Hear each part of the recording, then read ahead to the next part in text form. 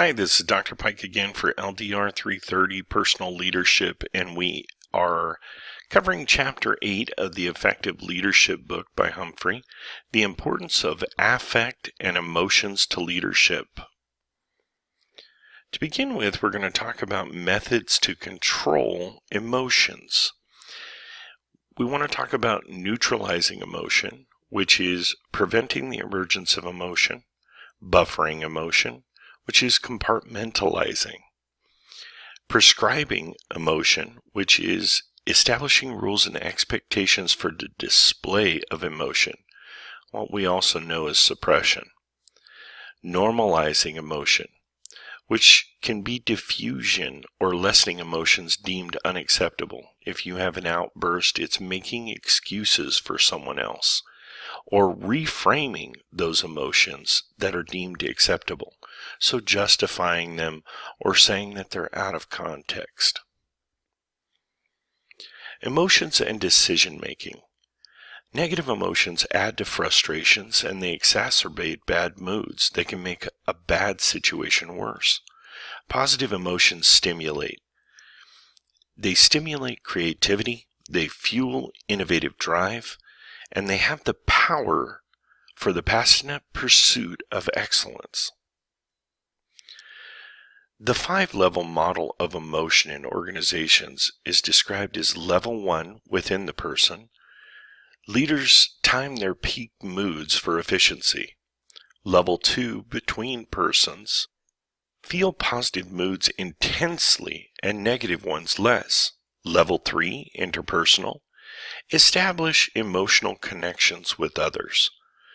Level 4 groups and teams. Creates shared positive moods for influence. Level 5 organization-wide. Creates emotional display moods. Now we're going to speak about moods, emotions, and affect. Moods are long-lasting. They're weak in intensity, and they may not be caused by a specific event. We know that they're two-dimensional, a hedonic tone from positive to negative moods, or arousal or activation. Emotions are shorter-lived. They're more intensely felt, usually caused by a specific event or person, and they can be caused by happiness, love, sadness, anger, fear, surprise, and hundreds more complex emotions that may have a name and may not. Affect is a broader term that includes both emotions and moods. Affect increases performance. There's a strong correlation between job satisfaction and productivity. A positive affect has more cognitive resources. Positive moods increase mental resources and flexibility, and the person experiences an intrinsic or inside themselves buy-in or motivation which can carry them forward even past exhaustion. Positive affect on task performance. Positive affect increases task performance. In customer service performance, positive affect increases customer satisfaction. Smiles. Think about the Chick-fil-A model. When you go there and you say thank you and they say my pleasure, or they say thank you. These people are making a multi-million-dollar business, even a billion-dollar business, by just smiling and using the magic words. What I try to teach my son is that there are magic words.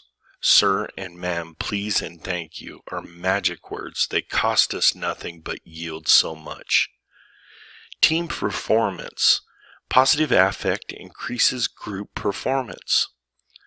Positive affect increases good citizenship behaviors, those going above and beyond, to step out of one's normal duties and take on the extra assignment or take on the extra task for the good of the team.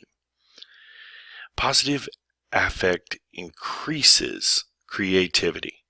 It makes people want to participate more, and that in turn makes someone feel comfortable enough to express themselves.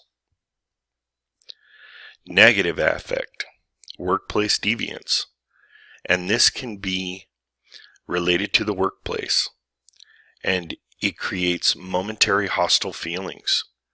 There are lowered reward expectations. Rewards are not possible in a negative mood, and this is what the negative affect makes you believe. Persons become less motivated to perform. Why should I do that? It increases absences. Negativity influences workplace absences.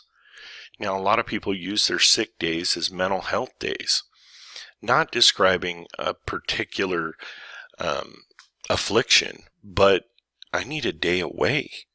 I can't take the pressure of what's being put on me. I can't deal with this team dynamic that I've been exposed to.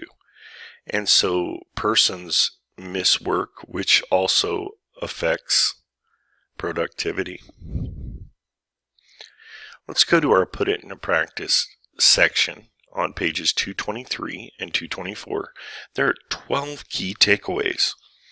Bear with me. Number 1 is create a fun atmosphere to motivate yourself and your employees to create a fun-filled experience for your customers. 2, instead of attempting to suppress emotions at work, you should have value and reward employees who provide emotional support to customers and coworkers. 3, use neutralizing, buffering, prescribing, and normalizing tactics to regulate and control emotions at work. 4, generate positive emotions to stimulate creativity, fuel the innovative drive, and power the passionate pursuit of excellence.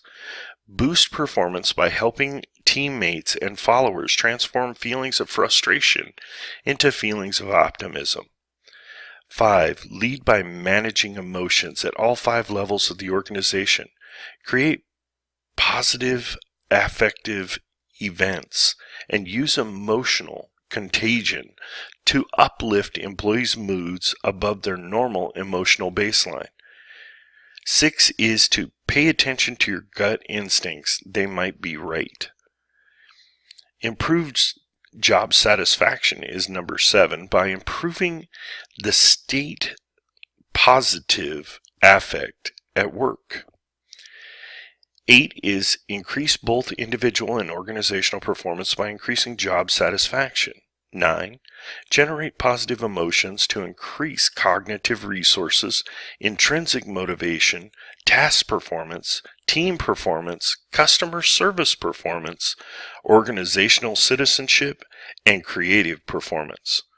10 is remember that leaders can have a positive influence on the moods and morale of their team members, and thereby influence their performance and productivity. 11 is to transform dull work by adopting playful and positive attitude. Just a few lively words can make a big difference in your emails, memos, and personal talks. I will add to that, remember to keep professional. Number 12, you don't need permission to be a leader. Take initiative to form groups to solve important problems. And this you have to take with a grain of salt, because in government, we don't do that. But there are plenty of opportunities if you first run it up the chain of command. Motivate people to join by expressing positive emotions and providing opportunities for advancement.